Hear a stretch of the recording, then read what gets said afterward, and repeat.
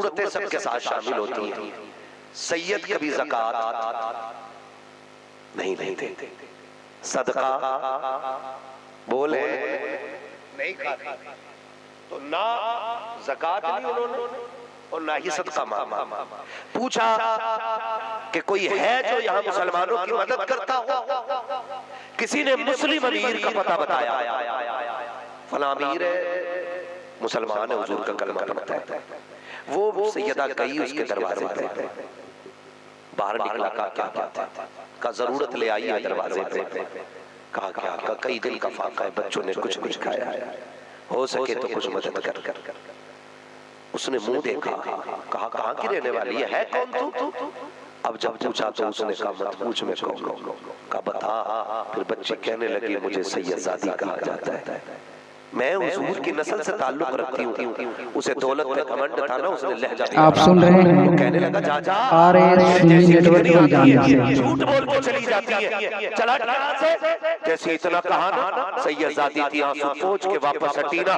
फिर देखा सामने गैर मुस्लिम खड़ा था, उसने कहा बेटी को रोते हुए देखा, वो करीब आके कहने लगा तेरे चेहरे का नकाब बता रहा है, तू मोहम्मद अरबी का कलमा पढ़ने वाली है, तेरी गैरत बता रही है, तुम मुस्लिम है? कहा हाँ। मैं तुझे हाथ तो नहीं लगा सकता, लेकिन तुझसे पूछना चाहता हूँ, बेटी बता तो सही बात क्या है। उसने सारी बात बताई, उसने सफर भी बताया, परदेश भी बताया। फिर जब नस्ब का तज़किरा किया, उसने कहा कि मैं तो मुसलमान नहीं हूँ, लेकिन सुना कि तुम्हारे पैगंबर के बारे में, क्या तुम उन्हीं की बेटी हो जिसे दुनिया मोहम्मद रसूलुल्लाह कहती है? उसने कहा हाँ, मैं उसी पैगंबर की बेटी कहलाती हूँ। उसने कहा सैयदजादी तेरी मेहरबानी, अगर आज की रात मेरे घर की मेहमान बन जाए तो मेरे नसीबे जाग जाएंगे, मेहरबानी कर आज की रात मेरे घर को शरफ बख्श दे।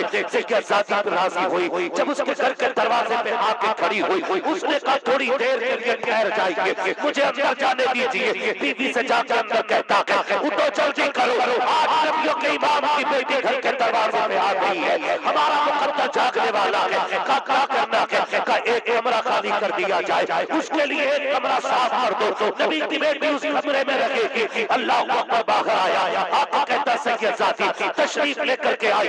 जब वो सैयदजादी अंदर गई है, एक कोने में सैयदजादी बैठी है, फिर हाथ जोड़े उस गैर मुस्लिम ने कहा था सैयदजादी आप आज से घर की मलिका है, अगर इजाजत होगी तब मैं घर के अंदर आऊंगा, अगर इजाजत न होगी तो मैं बाहर दरवाजे में बैठ करके तुम्हारी रखवाली और चौकीदारी करता रहूंगा। जब बच्ची ने इतनी बात सुनी है, कहा आपकी मर्जी है, भूख लगी थी काफी तेज, उसने कहा खाना तो तैयार है, लेकिन मेरे घर के बर्तन ऐसे लगी है कि मैं आपको खाना खिला सकूं। बाजार गया, नए बर्तन खरीद के लाया, हुजूर की बेटी को नए बर्तनों में खाना दिया, और जब खाना खा चुकी सैयदजादी, उसने हाथ जोड़ के कहा शहजादी अगर अपने नाना से मुलाकात हो जाए तो मेरा सलाम जरूर कह देना। ये कह के वो तो चला गया। अल्लाह अकबर, तारीख गवाह है, जैसे सुबह का सवेरा नमूदार हुआ है तो वो कलमा पढ़ने वाला जिसने सैयदजादी को धक्का दिया था, रोता पीटता दरवाजे में आया, का सुना है हमारे आका की बेटी तेरे घर पे है, का वो बेटी हमारे हवाले कर दो।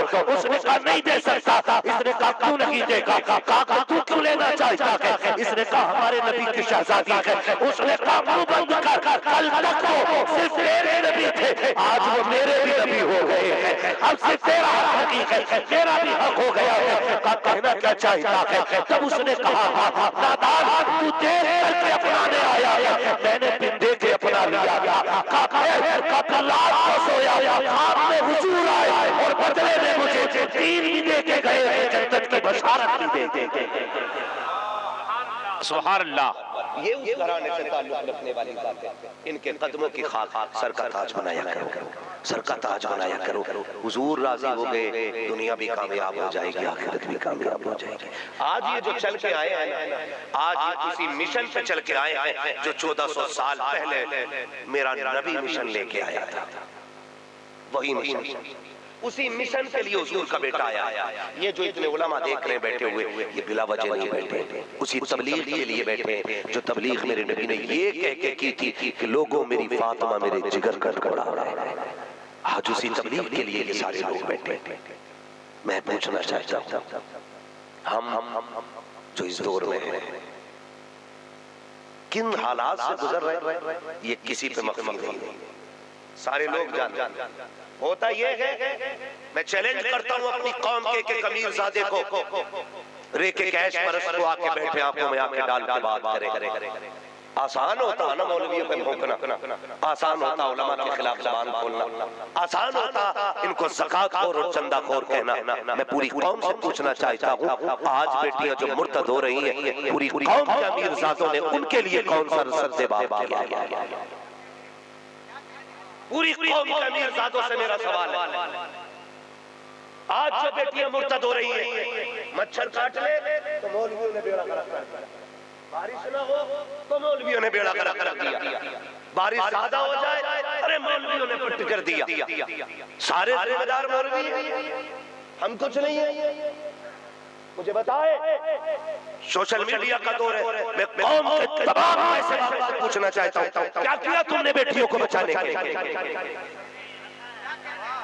आने वाले कल फिर किसी बेटी के सर का नकाब करवाया जाएगा स्कूल के दरवाजे पे। कब्र में खातून जन्नत की रूह तड़पेगी, किसी अमीर ज़ादी पे फर्क नहीं पड़ेगा। हम थोड़ी देर अखबार में देखेंगे, मोबाइल में देखेंगे, बुरा हो गया भाई, बुरा हो गया, फला स्कूल के बाहर बच्ची रोक दी, क्यों? कि वो कलमा पढ़ने वाली थी, इसलिए नकाब करवा दिया गया। मैं कहता हूं कल रोगे इससे बेहतर आज रो। क्या उन रास्तों को बंद करने के लिए ये उलमा आ गया। जानते हो ये किस जिले से ताल्लुक रखते?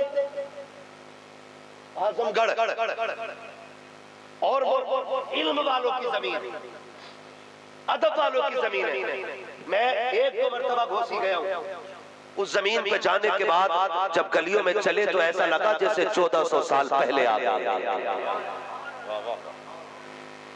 अभी समझ में नहीं आ रही है इसकी बुनियाद क्यों और इसके फायदे क्या। कसम खुदा, 8 साल की बच्चियां नकाब में टहल रही थी, उन्हें देख के लग रहा था शायद राबिया बसरिया की गलियों में आ गए।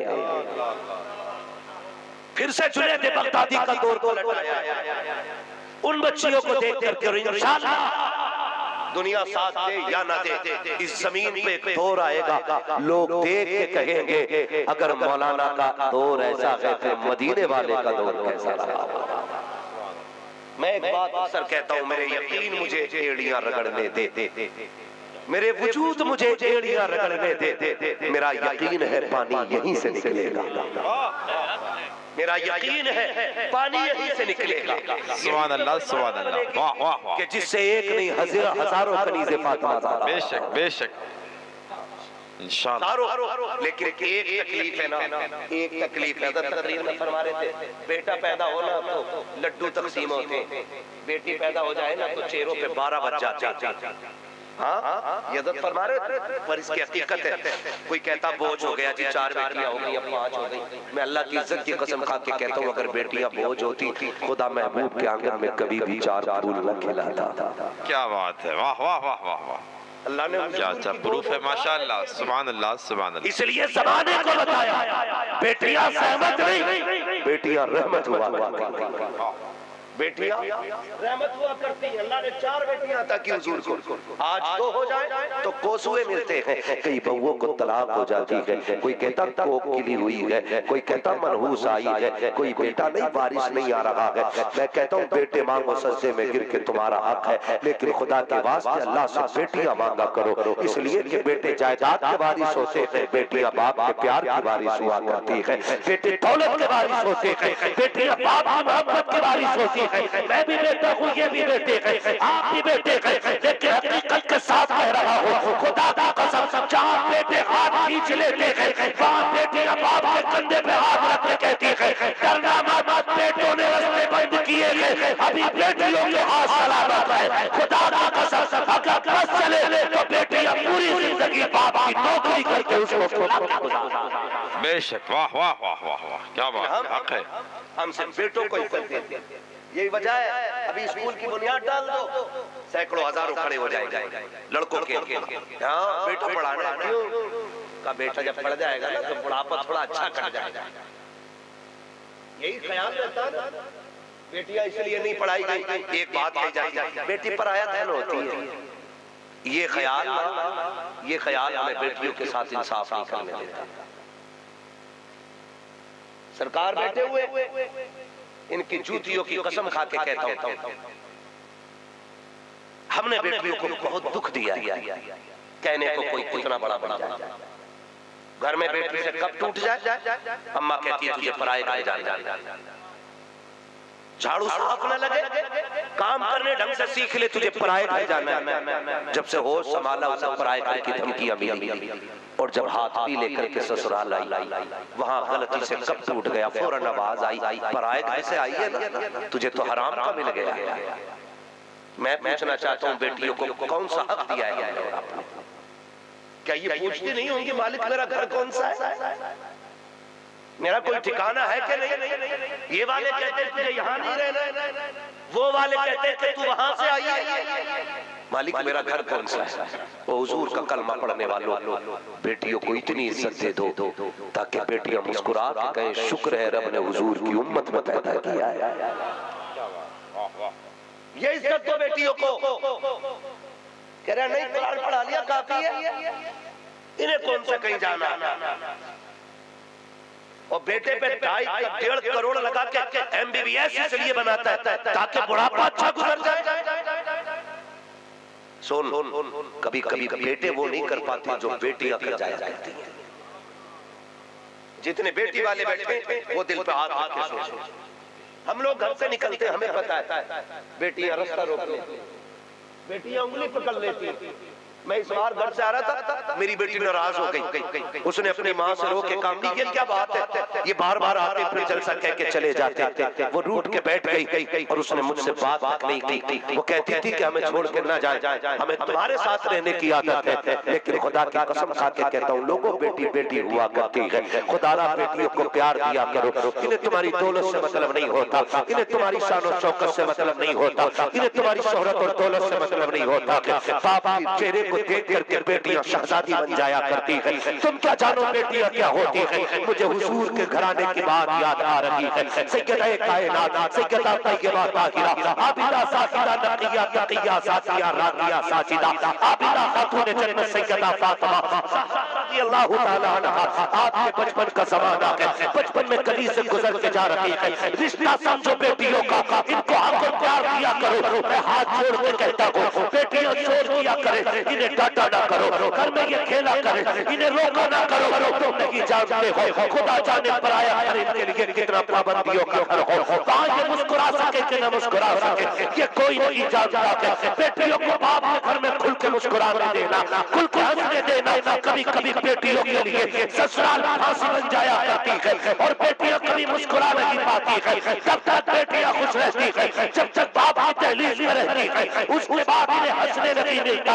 इनकी ऊंची आवाज में नाराज न होना, इन्हें डांटना नहीं कि तेरे दरवाजे पर 18 साल के लिए कोई 20 साल के लिए, फिर जब ये चिड़िया बन के उड़ जाएगी, फिर ये तेरे दरवाजे पे तुझसे हक लेने नहीं आएगी, तुझसे भीख मांगने नहीं आएगी। हाँ, अगर आएगी तो तुझसे लेने के लिए नहीं, तुझे देने के लिए आएगी। आप पूछोगे ये क्या देके जाएगी, खुदा की कसम ये जब नहीं आएगी, कभी दुआ लेके जाएगी, कभी दौलत।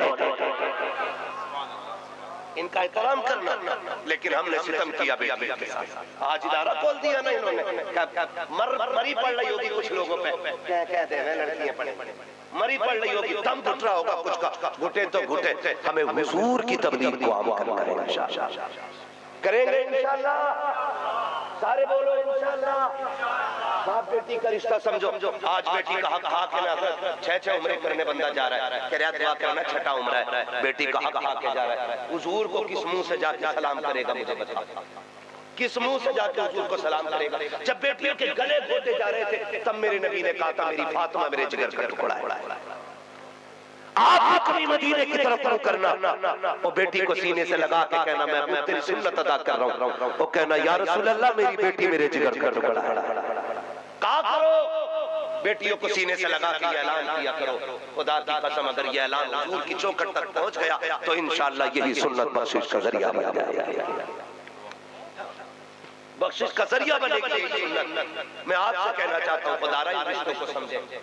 इन कदर को समझो। बाप पीर है, अल्लामा है, कोई बेटी में फर्क नहीं पड़ता किसी बात का। बेटी को बस यही नाज होता है कि वो उसका बाप है, वो उसका बाप है। और हुजूर बेटियां जब कदमों में बैठती है ना, मैं तो कसम खा के कहता हूँ, जालिम है वो लोग जिन्होंने बेटियों के साथ नाइंसाफी की है। खुदा तौफीक देना तो करके देखना, मत जाओ जब थक के जंगल वतन से या परदेश से लौटो ना, बेटी को सीने पे बैठाना, उसके कदमों की ठंडक से अल्लाह सारी थकन उतार दिया करता है, सारी थकन उतार दिया करता। मैं इस रिश्ते के बारे में अगर बात करूँ तो बड़ा मगर चंद जरूरी बातें करना चाहता हूँ। बाप बेटी का रिश्ता देखे, बाप बेटी का रिश्ता देखे। हुजूर की 63 साल जिंदगी कायनात के साथ, हमारे नबी की जिंदगी का कोई पल छुपा हुआ बोले छुपा हुआ नहीं है। ये तो अकल के अंधों की कहानी है ना, कोई समझना नहीं चाहता और कोई समझ पा नहीं रहा। 63 साल जिंदगी हुजूर की सबके सामने सूरज की तरह रोशन है। कोई एक बंदा खड़े होकर बता दे 63 साल जिंदगी में मेरे नबी ने कभी किसी के लिए बद्दुआ के लिए हाथ उठाया, कभी बद्दुआ के लिए मेरे नबी ने हाथ उठाया किसी के लिए? 63 साल जिंदगी में बता दे। लेकिन मैं जिंदगी का वो बाप बयान करने लगा हूं, आंखें बरस जाएगी। सुन बेटी क्या होती है। हुजूर की बेटी गुजर के जा रही है, खातून जन्नत। लोग बड़ी आसानी से उनका नाम ले जाते हैं। मैं कहता हूँ हुजूर की बेटियों के नाम संभल के लिया करो। तुम्हें नहीं पता वो हुजूर की बेटियां हैं, वो हुजूर की बेटियां हैं। लोग कितनी जुर्रत तकरीर में कर जाते हैं, ऐसे ऐसे जुमले खातून जन्नत के हवाले से कुछ जाहिलों ने बोले कि कलेजे के आर पार हो गए, कलेजे के आर पार। और फिर जब माफी तलाफी की बात आई, रस्मन की जालिमों ने रस्मन। मैं कहता हूँ जो खातून जन्नत की शान में तौहीन करे उसका गला काट देना चाहिए। ये जुर्रत और कहां खातून जन्नत की जात। यार बता, अगर रोजा लग गया थक गई है, अल्लाह नींद मुसल्लत कर देता है। मेरी फातिमा सो जा ताकि तुझे थकन का एहसास ना हो। मालिक चक्की बाकी रह गई है, फरिश्ते भेज दिए जाते, जाओ मेरी फातिमा सो रही है, चक्की चला के काम तुम्हें वहां लोग जुर्रत कर जाते हैं। समझ में बात नहीं आती है। किस मदरसे से पढ़ के आए? अगर नहीं आता नाम लेना तो मत लो। हकीकत ये 1000 बार मैं सोयम दहन से मुझको गुलाब, हुनूस नामे तू गुफ्तन कमाने में। कौन है खातून जन्नत? देखे बेटी क्या होती है। बचपन का जमाना है, गुजर के जा रही गली से, उम्र 5 या 6 साल। बोले सुभान अल्लाह। कितनी साल है? 5-6 साल की बच्ची देखें आप। मैं नहीं जानता जिनकी बेटियां हैं वो बाप अपने आप को क्या समझते हैं, लेकिन इतना जानता हूं जिनके सर पे बाप होता है वो बच्चियां अपने आप को शहजादी समझा करती हैं। इतना तो कोई भी बात अपने अब्बा से कहो। माँ से भी लड़ती है ना, आने दो। भाई से लड़ती है ना, आने दो। उसको इतना नाज अपने बाप पे होता है। और आज बाप मुट्ठी बंद करके कह रहा है ये तो लड़कियों का मदरसा, इसका क्या क्या बच्चियों को क्या क्या कोई बात नहीं, छोड़। ये सुने बेटी क्या होती है। जमीन मक्का शरीफ की खातून जन्नत गुजर के जा रही। अबू जहल ने देखा फातिमा आ रही है, उसने ना शरारत था हरकती शरारत सूझी ना, उसने देख के खातून जन्नत को ना हुजूर की जात के खिलाफ एक जुमला बोला। जैसी कहा खातून जन्नत के कदम रुक गए। उम्र न देखी, कद न देखा, ठहर के कहने लगी शर्म कर, तू झूठा है, रब ने मेरे बाप को सच्चा बनाया है। ये जुमला खातून जन्नत ने कहा। वो अपने यारों के साथ खड़ा था, उसे जिल्लत महसूस हुई। उसने आगे बढ़ के खातून जन्नत के ना चेहरे पे यूं हाथ मार दिया। अल्लाह अकबर। जो हुजूर के जिगर का टुकड़ा था, जैसे चेहरे पे हाथ लगा, रोते हुए घर आई है। लोगों, बाप बेटी का रिश्ता बड़ा नाजुक होता है। बाप बेटी को हंसता हुआ देखता है तब भी खुशी में रो देता है। बाप बेटी को रोता हुआ देखता है तब गम में रो दिया करता है। जब खातून जन्नत रोती हुई आई है, मेरे नबी ने अपने कदम जमीन पे रखे, यूं बाजू फैलाए, फातिमा बेटी जल्दी आ, आना जल्दी आ। बात क्या हो गई? खातून जन्नत बाप के सीने से लग जाती है। आका आका कहते फातिमा रोया न कर, तुझे पता कि खदीजा ने जाते जाते वादा किया था, उसने कहा था महबूब मेरी फातिमा को कभी रोने न देना। बेटी पता आंख में आंसू क्यों आ गए? खातून जन्नत ने इतना सुना, रो के कहती है बजी गली से गुजर रही थी, ऐसा ऐसा हुआ है। अल्लाह को आका करीम बेटी की बात सुन के रोने लग जाते हैं। सरकार ने बेटी को सीने से लगाया, फरमाया जाओ अभी जाकर के मेरे चचा से जाके कहो, और हो सके अबू सुफियान से भी जाके कहना कि वो जाए और अभी जाके अबू जहल से बात करे। कहते जाओ उनसे जाके कह देना आज तक मैंने बददुआ के लिए हाथ नहीं उठाए हैं, अगर मेरी बेटी से माफी ना मांगी आज मैं खुद को उसके खिलाफ मैदान में आ जाऊंगा। जब इतनी बात नहीं है खातून जन्नत उठी है, इत्तेफाक से पहली मुलाकात हजरत अबू सुफियान से हो जाती है। अबू सुफियान ने खातून जन्नत को रोते देखा, अभी ईमान नहीं लाए हैं, रोते देखा, अल्लाह अकबर जमीन पे बैठे सीने से लगाया, कहा बेटी बात क्या है? जब पूरी बात बताई है, कोर्ट में लेकर के अबू जहल के दरवाजे पे आए, दस्तक दी, अंदर से आवाज आती है कौन है? का दरवाजा खोल हो रहा है। उसने सोचा अबू सुफियान है, अपनी पार्टी का आदमी है, जल्दी से दरवाजा खोला, क्या देखता है? अबू सुफियान की गोद में खातून जन्नत है, गर्दन झुक गई। अबू सुफियान ने कहा सालिम तुझे गैरत नहीं आई, तूने फातिमा जैसे फूल जैसी बेटी पे हाथ कैसे उठा दिया? ये अलग बात है, मोहम्मद इब्ने अब्दुल्लाह से हमारी दुश्मनी है, लेकिन क्या तू ये भी भूल गया और बेगैरत बेटी बेटी होती है, चाहे दुश्मन की बेटी हो, तूने हाथ कैसे उठाया? उसकी गर्दन हया से झुक गई। अब हजरत अबू सुफियान कहते हैं फातिमा बेटी तू भी थप्पड़ मार के बदला ले ले, जैसे इतनी बात नहीं है। खातून जन्नत कहती है चचा हम क्यों मारे? कहा क्यों इसने तुझे मारा था इसलिए मारो।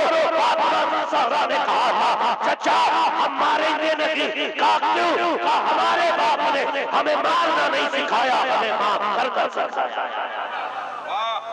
सुभान अल्लाह, सुभान अल्लाह, अल्लाहु अकबर, या रसूल अल्लाह जिंदाबाद। सुभान अल्लाह। कह रहा हूं किसी की बेटी को रोने मत देना, रोने मत देना, बात बात में तलाक है, तुम नहीं जानते हो। 7 बेटियां बाप पे इतनी बोझ नहीं होती जितना बेटी के हाथ में तलाक का कागज बाप के कंधे पे बोझ बन जाता है। बाप 70 बेटियों के साथ जिंदा रह लेता है, लेकिन एक बेटी तलाक का कागज लेके घर आती है, बाप उसी दिन मर जाता है। खुदा किसी की बेटी की आंख में आंसू न देना, वरना हिसाब मुश्किल पड़ जाएगा, कोई पीर नहीं बचाएगा। अगर तुम्हारी वजह से किसी बंदी का हक मारा गया तो कयामत में कोई बचाने नहीं आएगा। और मैं एक बात कहते हो ना, अल्लाह से दुआ करते बेटी का नसीब अच्छा हो जाए। एक सीधी सी बात है, तुम अगर चाहते हो ना कि तुम्हारी बेटियों के नसीब अच्छे हो, सुनो तुम दूसरों की बेटी को इज्जत दिया करो, खुदा तुम्हारी बेटियों को इज्जत अता फरमा देगा।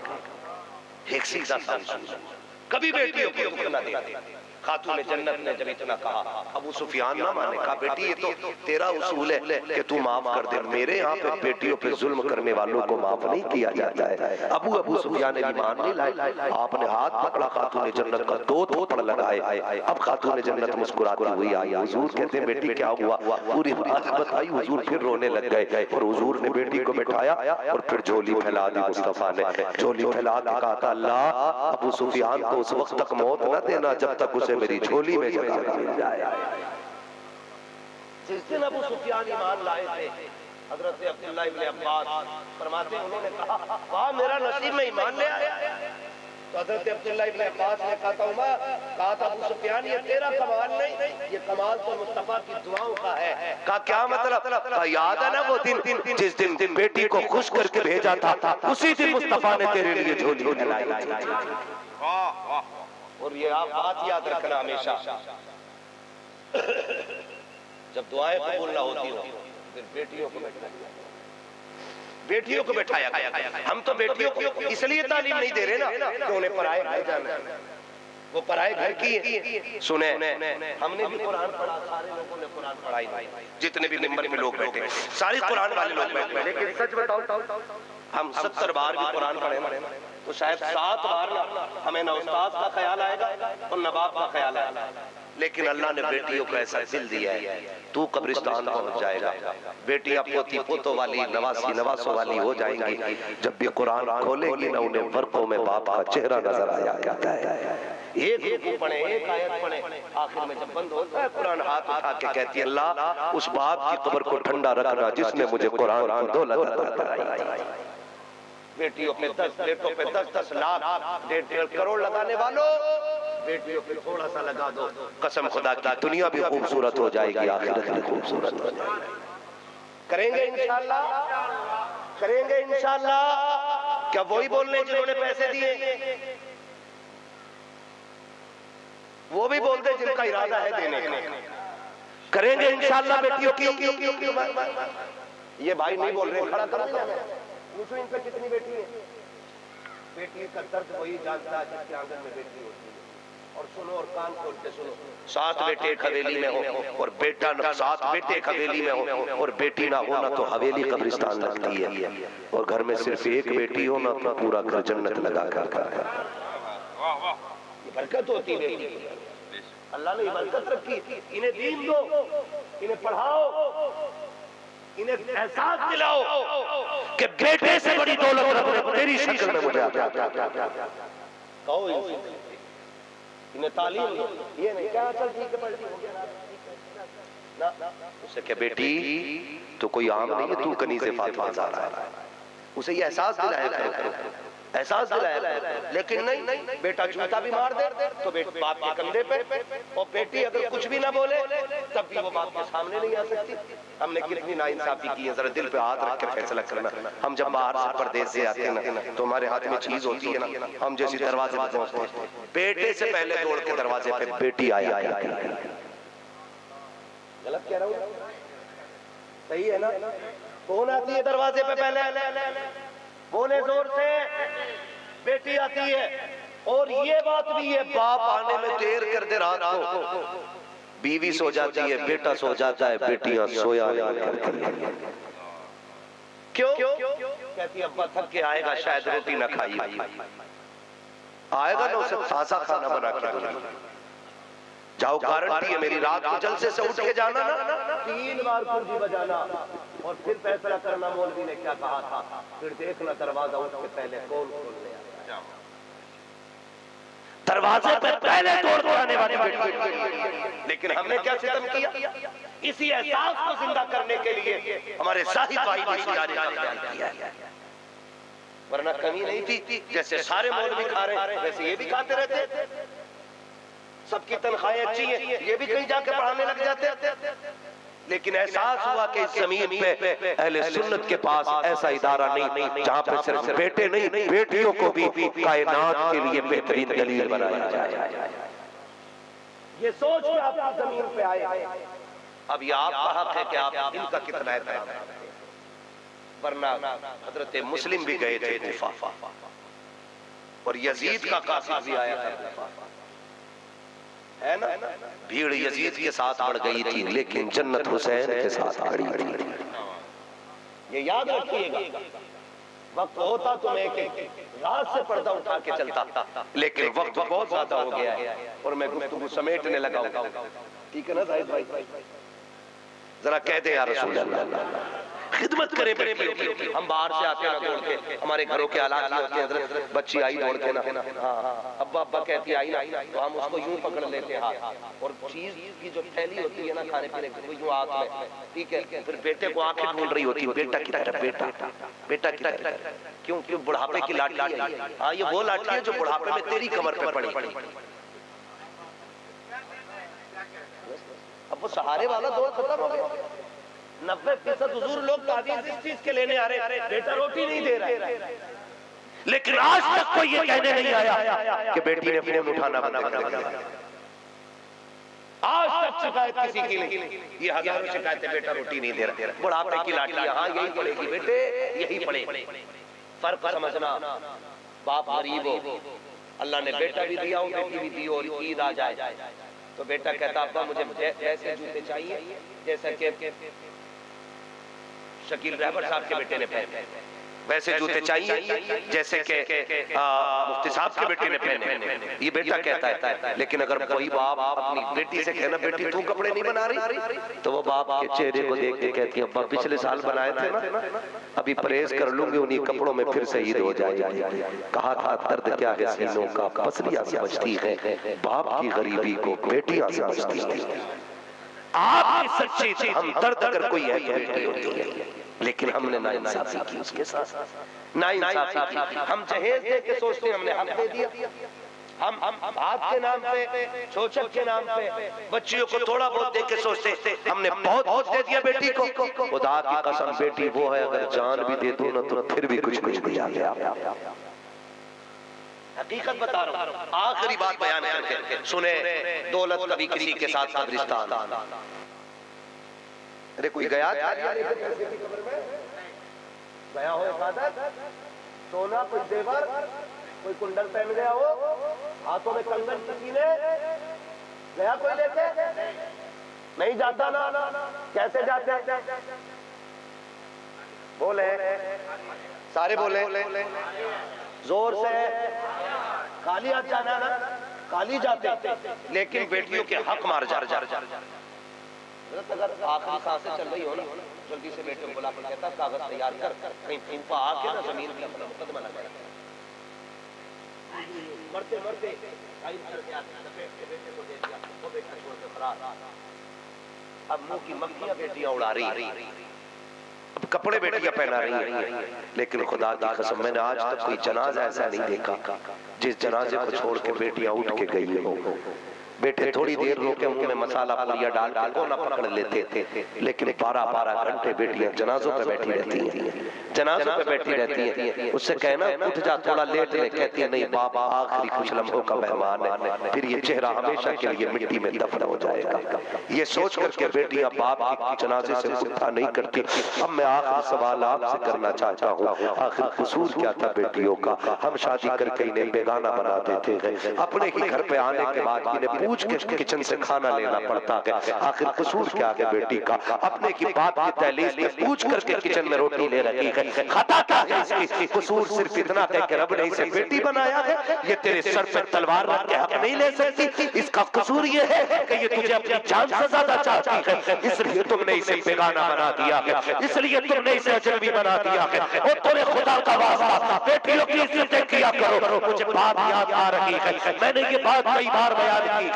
अल्लाह ने एक शख्स को 4 बेटे अता किए, एक बेटी अता की, बड़ी बेटी थी, छोटे बेटे थे। तारीख गवाह है जब रब ने उसको 4 बेटियां बेटे अता किए, एक बेटी अता की। अल्लाह ने जब बड़ी बेटी अता की, उसने बड़ी बेटी को निकाह करने के बाद ससुराल भेज दिया था, और ससुराल भेजने के बाद बाकी की सारी जायदाद 4 बेटों के हवाले कर दी। जब 4 बेटों के हवाले की, कोई बात समझी से हो गई, अनबन हो गई इस दामाद से, फिर 10 साल तक बेटी के दरवाजे पे नहीं गया। 10 साल के बाद फिर वो वक्त भी आया, बुढ़ापे ने अपने पंजे झगड़े और उसके बदन में दर्द उठा, चेक कराया, डॉक्टर ने कहा किडनी फेल हो गई है। इसको बड़ा नाज था, क्या हुआ हो गई तो रब ने बड़ा पैसा दिया है, ऐसा करो मेरा कुर्ता चेंज कर सकते हो। डॉक्टर ने कहा सुन ये कोई मार्केट में मिलने वाली चीज नहीं है, इसे खरीदा नहीं जा सकता। फिर तेरी फैमिली का कोई बंदा अगर अपनी किडनी देगा तब जाकर के तेरा इंतजाम होगा। उसने कहा तो क्या हो गया?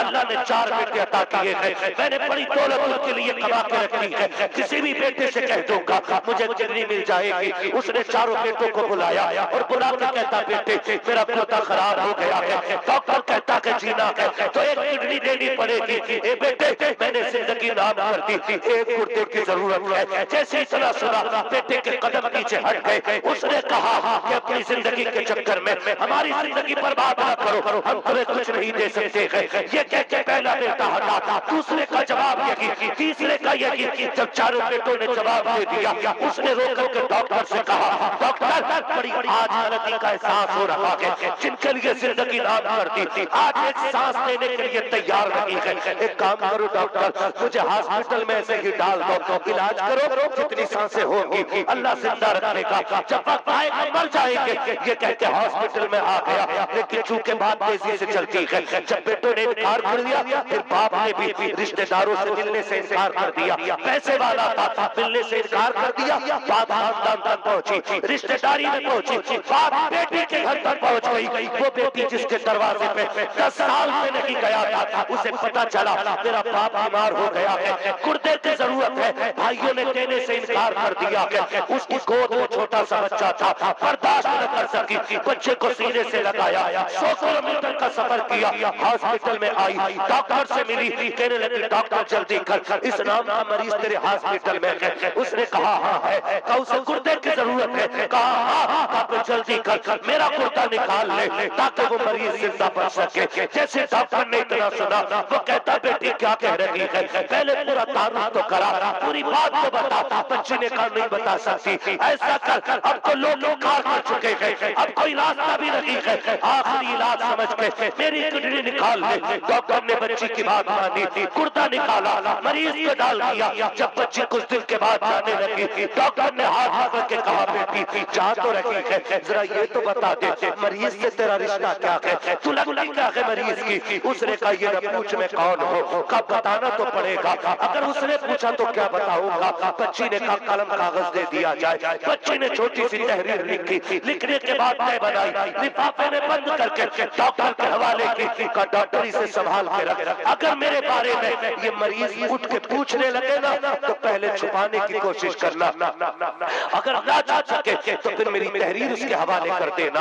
अल्लाह को बच्ची ये कह के दे के चली गई। जब ये ठीक हुआ तो रिश्तेदार भी पहुंच गए, सुना कि सेठ साहब की छुट्टी हो रही है, चलो उन्हें राजी कर ले, कुछ न कुछ दौलत मिल जाएगी, ये सोच करके सारे आए। लेकिन जानते हो उसने सबसे मिलने से इनकार कर दिया, मिलने से इनकार कर दिया। उसने कहा मुझे डॉक्टर के पास जाना है। डॉक्टर के पास गया, कहा डॉक्टर तेरा शुक्रिया यार, सबने मुझे छोड़ दिया लेकिन तूने मुझे बचा लिया। उसने कहा शुक्रिया मेरा अदा न कर, अगर करना है उस बच्ची का शुक्रिया अदा कर जिसने गुर्दा दे के तुझे जिंदगी दे दी है। उसने कहा कौन थी वो बच्ची, नाम क्या है, का नाम तो नहीं पता है, का कहाँ की रहने वाली है, का ये भी नहीं मालूम है, का फिर कहाँ ढूंढो, मुझे चाहिए वो लड़की। उसने कहा याद है, जाते जाते एक खत उसने दिया था, अब एक बेटी क्या होती है। जैसे उसने कहा लाचार दिखकर वो तहरीर दे, डॉक्टर ने दराज से खत निकाला, बाप के हवाले किया। जैसे उसने पढ़ना शुरू किया, चीख मारी जमीन पे गिर जाता है, कहता डॉक्टर तेरा कलेजा टुकड़े टुकड़े हो रहा है। डॉक्टर ने कहा यार इसमें ऐसा क्या है, कौन थी वो खत देने वाली।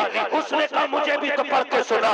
उसने जब खत पढ़ना शुरू किया, ऊपर लिखा हुआ था बिस्मिल्लाहिर्रहमानिर्रहीम, अब्बा एक मजबूर बेटी का सलाम, एक नसीब बेटी का सलाम, उसके बाप की बारगाह में कबूल हो। अब्बा जी मुझे नहीं मालूम है, 10 साल हो गए तू मेरे दरवाजे पे क्यों नहीं आया है, 10 साल हो गए तूने मेरी सूरत क्यों नहीं देखी है। अब्बा मुझे कुछ नहीं मालूम है, मैं नहीं जानती हूँ मेरा कसूर क्या है, मेरी खता क्या है, तू क्यों नहीं आया मेरे दरवाजे तक, मुझे ये तो नहीं मालूम है। लेकिन तुझे पता है जब ईद आती है सब नए कपड़े पहनते हैं, मेरे बच्चे मुझसे कहते हैं अम्मी तू कब पहनेगी। मैं कहती हूँ बेटे तुम्हारा चांद नजर आ गया है इसलिए तुम्हें ईद मुबारक हो, अभी मेरा चांद नजर नहीं आया है इसलिए मैं नए कपड़े नहीं पहनूंगी। अब्बा तुझे क्या पता है दुनिया ईद के लिए चांद देखने के लिए छत चढ़ा करती है, मैं अपना चांद देखने के लिए दरवाजे पे आके बैठ जाती हूँ। शायद इस ईद को मेरा बाप आता होगा, इस ईद को आता होगा। अब्बा तुझे क्या पता है कितनी ईदें तेरे बगैर गुजर गई है, कितनी ईदें मैंने रो के गुजारी है, लेकिन फिर भी शिकवा कोई नहीं करती। अब्बा तूने मुझे मिले नहीं दी, तूने मुझे फैक्ट्रियां नहीं दी, तूने मुझे जायदाद नहीं दी। अब्बा इसका भी शिकवा नहीं है। ए मेरे बाप मैं जो आई हूँ जब मुझे पता चला है कि तेरी किडनी खराब है, भाइयों ने गुर्दा देने से इनकार कर दिया है, अब्बा मैं बर्दाश्त न कर सकी, मैं तुझे गुर्दा दे के जा रही हूँ, लेकिन कोई एहसान नहीं किया है तुझ पे, ये जो गुर्दा दे रही हूँ एहसान नहीं है। अब्बा 18 साल तूने तूने सीने से लगा के पाला था, तेरे एहसान के वही टुकड़े काफी है। अगर कुर्ता तो क्या चार भी मांगेगा, हंसते हंसते दे के चली जाऊंगी। मेरे बाप नाराज न होना, मैंने तुझ पे एहसान नहीं किया है। ये जो कुर्ता दे के जा रही हो, इसके बदले में सिर्फ एक गुजारिश तेरी बेटी की है। अब्बा तेरी मर्जी है, आइंदा ईदों पे आए या ना आए, आइंदा खुशी के दिन आए या ना आए, इतनी मेहरबानी कर देना। अगर मेरा खबर तुझे मेरी मैयत में पहुंच जाए, अब्बा नाराजगी भुला करके बेटी के जनाजे को आगे कंधा दे देना। बेटी कह रही है अब्बा अगर तू कंधा दे देगा तो कोई ये नहीं कहेगा बदनसीब का जनाजा है, तेरा कंधा देखेंगे, जमाना कहेगा ये खुशनसीब बेटी का जनाजा गुजरते जा। इसलिए मैंने कहा कभी कभी बेटियां बेटे वो नहीं करते जो बेटियां कर जाया करती है। उसने कहा यार ये किसी और का नहीं, मेरी बेटी का घर है, वो गुर्दा देखे जाने वाली मेरी बेटी है। वो लोगों खाली इस धोखे में अंधे न रहना, ये बुढ़ापे की सहारा लाठी है। जरूरी नहीं है बेटे तुम्हें पाल लें, मगर कम से कम इतना करना ताकि दुनिया भी बेहतर हो जाए, आखिरत भी बेहतर हो जाए। अपनी बच्चियों को तालीम दो बच्चियों को जिनकी बेटियां परदेश चली गई हैं, ससुराल चली गई हैं, वो अपनी बेटियों के नाम से इस इदारे का ताउन करें, इस इदारे के लिए दें ताकि अल्लाह क़यामत में उनकी बेटियों को भी कनीज़े फातिमा ज़हरा बना करके उठाए।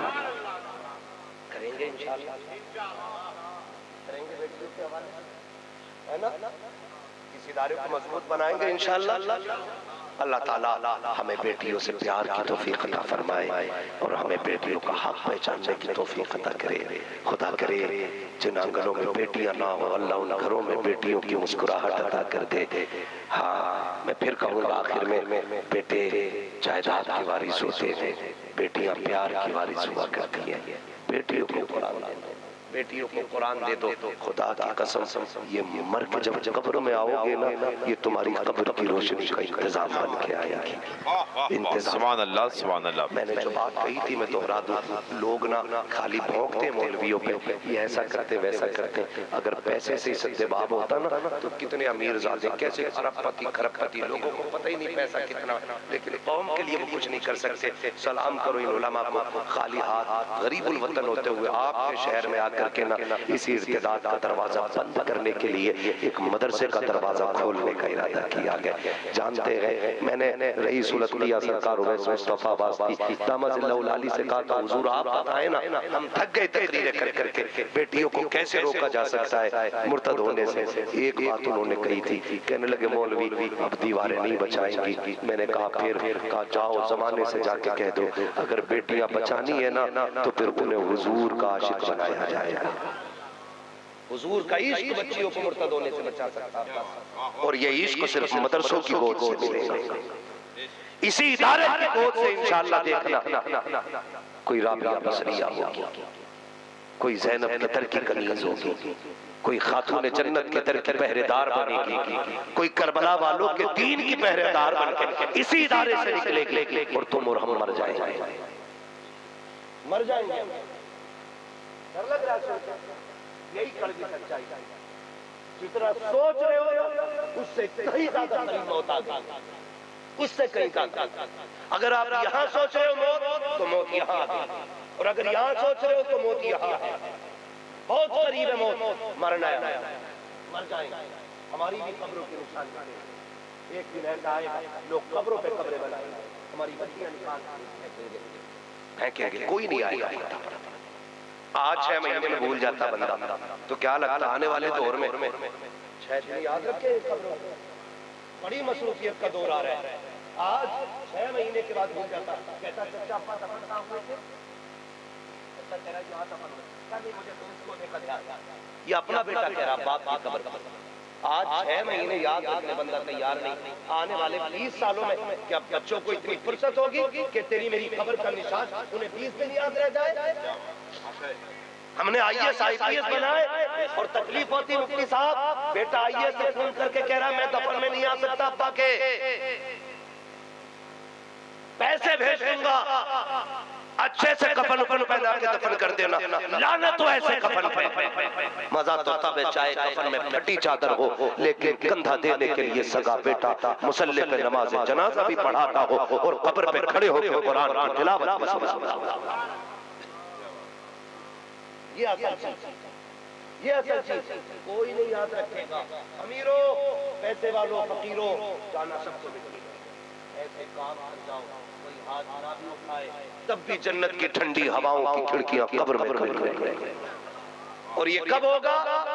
ये मौका मिल गया, इदारे की बुनियाद रखी जा रही है, इसकी बुनियाद में हिस्सा ले लेना, इसकी बुनियाद में हिस्सा ले लेना। कोई हाथ ना भी उठाए, कोई दुआ ना भी दे। 2000 साल बाद भी अगर ये मदरसा रहेगा ना, तो जब जब इसमें बिस्मिल्लाह खानी होगी, अल्लाह उसकी बरकत से ठंडी हवाएं कब्र में अता फरमाता रहेगा। करेंगे इंशाअल्लाह, हिस्सा लेंगे। और नौजवानों से आखिरी बात है, नौजवानों हाथ से हो रहे हालात बहुत ज्यादा नागुफ्ता भी है, जानबूझ के मुसलमानों को मारा जा रहा है। अभी घोसी के अंदर जो 2 तलबा के साथ हादसा हुआ, हमजदिया के 2 बच्चे थे ना, 2 बच्चों के साथ एक्सीडेंट हुआ, 2 बच्चे ऑन रोड खत्म हो। ठीक, आज तुम्हारा इख्तियार है, जितना चाहो सितम कर लो, लेकिन उतना करना जितने का हिसाब दे सको। दौर बदलता है, हालात तब्दील होते, न तुम थे न रहोगे, आज हो कल नहीं हो, लेकिन हिसाब देना। 2 बच्चों को जानबूझ के गाड़ी से रोक दिया जाता है। क्यों? क्योंकि उनके सर टोपियां थी। मैं कहता हूँ मुजाहिद हैं ये बच्चे जो दाढ़ी और टोपियां रख कर रोड पे चलते हैं। लोग सोचते हम इन्हें टरा के लिबास बदलवा देंगे। खुदा की कसम, हमने करबला को पढ़ा है, हमने जंगे बदर को पढ़ा है, हमने खैबर और उहद को पढ़ा है। हुजूर ने जब चचा का कलेजा तक दे दिया, हम क्या दीन के लिए अपने सरों पर कुर्बानी नहीं देते? पूरी दुनिया मिलकर के टोपी तो बड़ी बात है, एक दाढ़ी का बाल नहीं हटवा सकती हमारे। कसम खा के कहते हैं, सर दे देंगे, दाढ़ी नहीं छोड़ेंगे, जान दे देंगे, उनका तरीका नहीं छोड़ेंगे। हम कल भी मुस्तफा वाले थे, आज भी मुस्तफा वाले हैं और कल भी मुस्तफा वाले हैं।